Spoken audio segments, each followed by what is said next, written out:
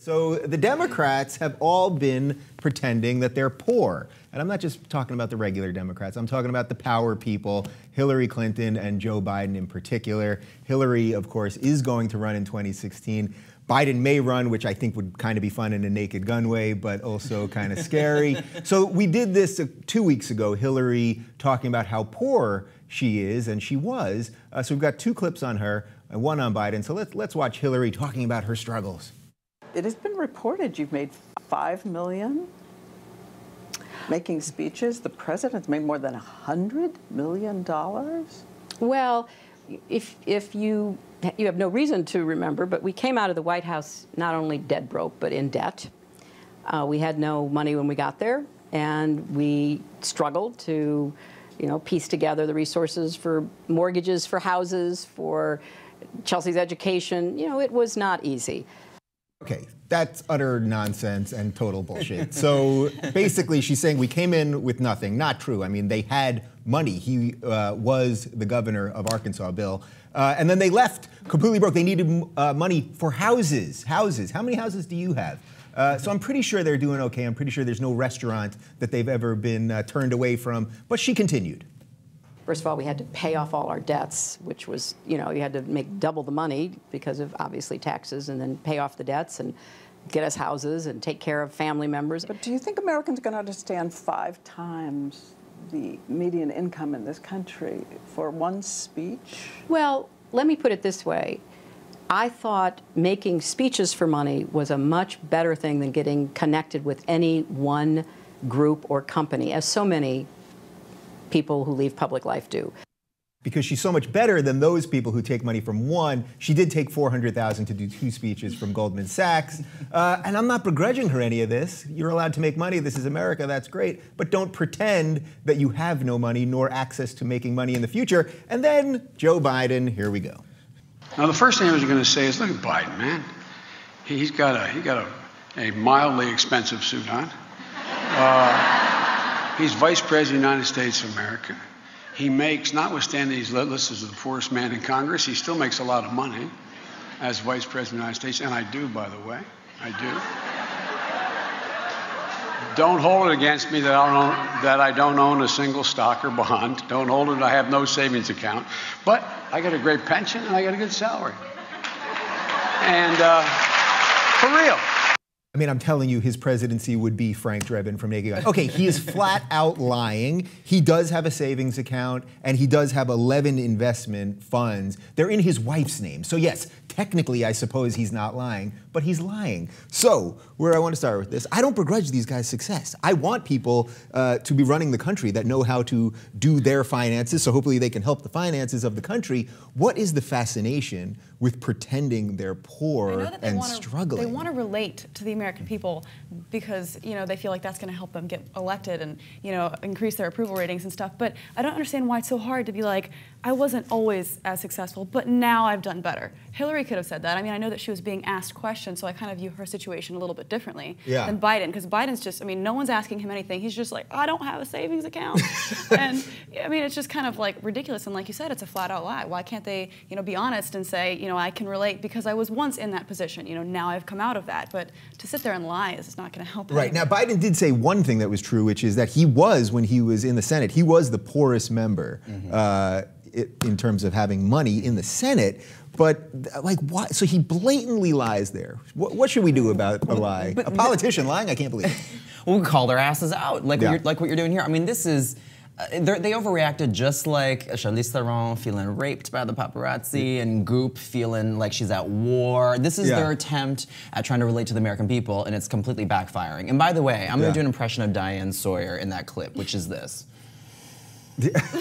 She looked like she was about to slap the shit out of Hillary because she's sitting here thinking, you've got to be kidding me. I know what my salary is and yours is definitely higher. And but Hillary has to pay for taxes and her daughter's education. By the way, family expenses and their houses. The houses. By the way, jewelry.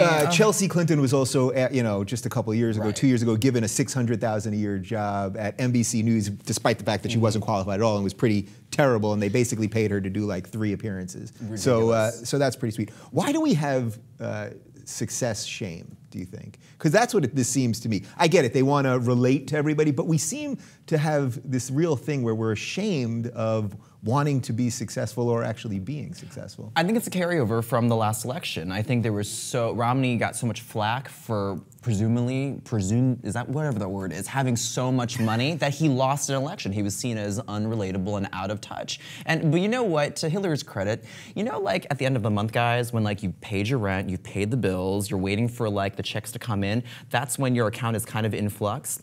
I'll bet you, with the Clintons, I'll bet you, their accounts are in flux by millions and millions of dollars, and there's always that one day in the month where it might be negative 10 million, like Hillary talked about. But of course, she has yet to cash the rest of the checks, and so she's trying to relate with just that, oh God, the 30th of every month, I'm dead broke. I think that's probably it. There is probably some truth to that they had debt. By the way, her campaign, which in 2008 ran into debt, she had donors pay off her campaign's debt. T-shirts, $70 T-shirts. Were they $70? They were high. They were up there, especially after she lost because they were collector's items, souvenirs.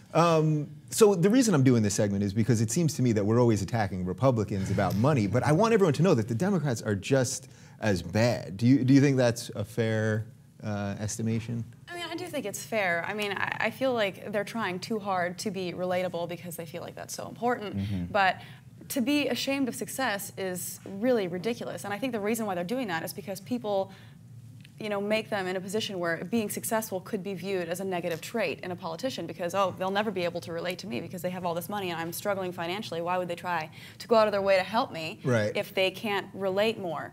But to flat out lie isn't helping. And for people to even have that attitude in society that success is a negative thing is ridiculous. I can think of hundreds and hundreds of politicians who are a contradiction to that. I mean, no one thinks about the Senate or the House of Representatives, all these people who are making a shit ton of money, and no one ever says anything about them because all they can see are the president and the vice president and these people who are so much in the public eye, but they're not the only people in politics and they're not the only people making a lot of money. And George Bush, W. Bush, he had a ton of money, with his connections to oil and stuff, and no one ever complained about that because they were like, oh, Texas and America, and he can relate to people. We complain, the Democrats complain. And he was pretty much an idiot, and no one cared, or a lot of people, whenever he was being elected, didn't care because they were like, oh, he's so relatable to us, Texas and he guns. seemed more like a Texas, like a guy, and he knew how to throw a baseball. Remember, he threw that first pitch out, and he threw a strike. That's really important to being a president. But I mean, most people who reach the level of education that you would hope that they would have in order to be holding public office like that, they're going to be in a position where they're making money because they've reached a level of success that other people haven't. Right. Would you rather have someone in office who has no idea how to handle their personal finances and is in debt? You know what I mean? If you knew that the guy that was coming into president, he really fucked up his financial situation,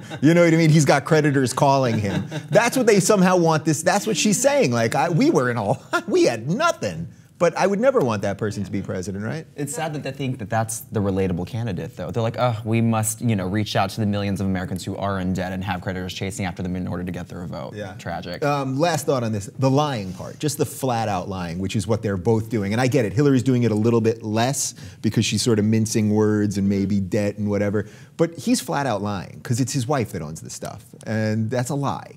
So does that matter even? Does anyone even care when they get caught? I mean, I don't know how much he cares, but he should. Yeah. Because, I mean, at least for me, I'm not going to trust somebody. I mean, how many people trust politicians anyways? Yeah. But, I mean, for him to sit there and say, it's my wife's money, not mine. I mean, look at me. I'm so poor. I don't have a savings account. It's ridiculous. Yeah. Does the lying matter to you, or do you just expect it?